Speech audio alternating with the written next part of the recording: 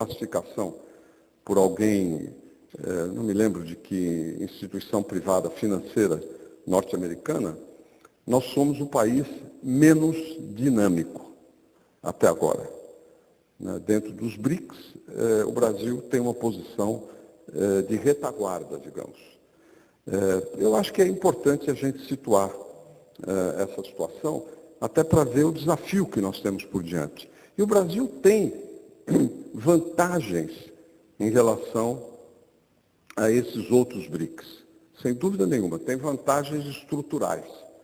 Primeiro, não é tão superpovoado como é a China, como é a Índia.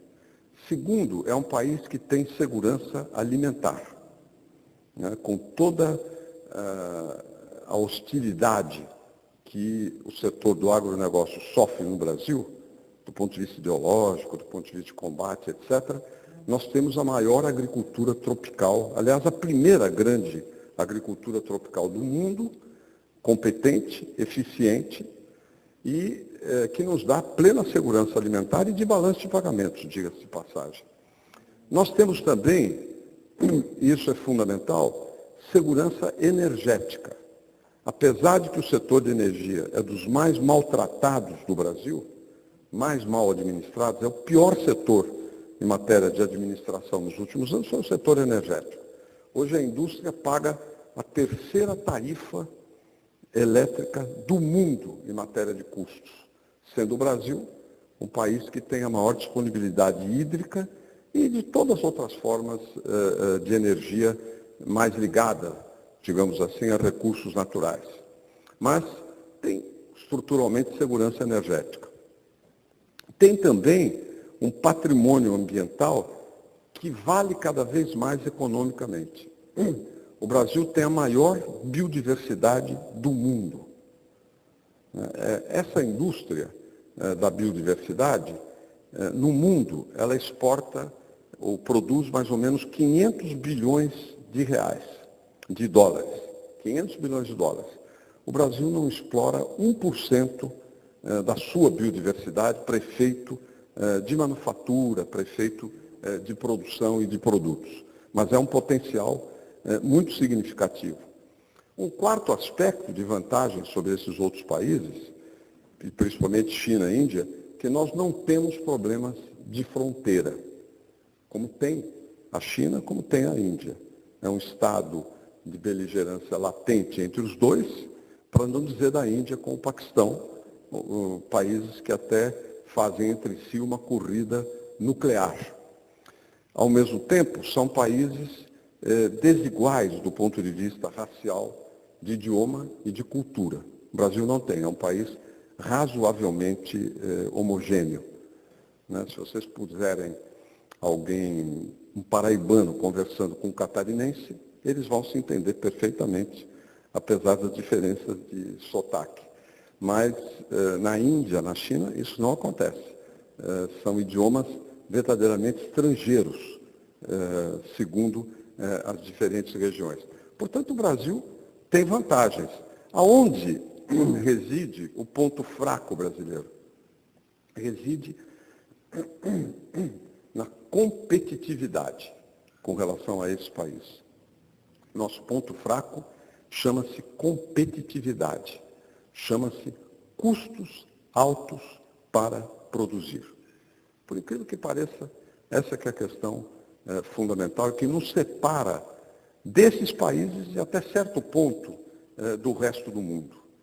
Para não falar, porque isso já entra na competitividade, da baixíssima qualidade da administração governamental. E esse é um problema nosso, um problema que tem que ser resolvido por nós mesmos. E é o que está por trás, digamos, das principais questões que nós temos que enfrentar nos próximos anos, na próxima década. O Brasil ainda tem 16 milhões de pessoas na extrema pobreza. Eu sempre brincava durante a campanha, de dizer o seguinte: em Santa Catarina, o pessoal acha que a antiga rodovia amazônica lembra a rodovia amazônica lá no Pará? Está sendo feita.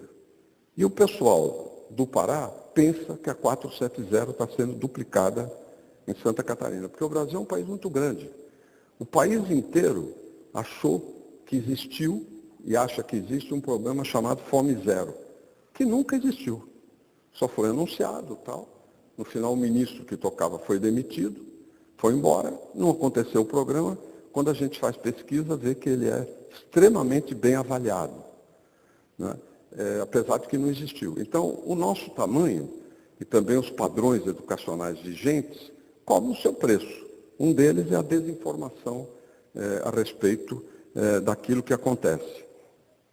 E nessa matéria, do ponto de vista social, nós ainda somos um país muito carente. O IDH do Brasil, o Índice de Desenvolvimento Humano, baixou no mundo, não em termos absolutos, mas o Brasil perdeu posição nessa matéria nos últimos anos. Nós fomos mais lentamente do que o mundo em matéria de progresso social nos últimos anos. É preciso que o que eu estou emitindo aqui não são juízos de valor. Eu estou baseado em elementos objetivos de medição. Aliás, eu estou num estado que tem como estado produtivo o melhor IDH do Brasil, Santa Catarina, porque só é superado pelo Distrito Federal. Mas o Distrito Federal, basicamente, são salários do governo federal, né? Não estou fazendo nenhuma diminuição, mas é a maior renda per capita do Brasil e tudo, porque o emprego, basicamente, é emprego do governo federal, é padrão altíssimo salarial, padrão altíssimo de serviços públicos comparativamente ao resto do Brasil.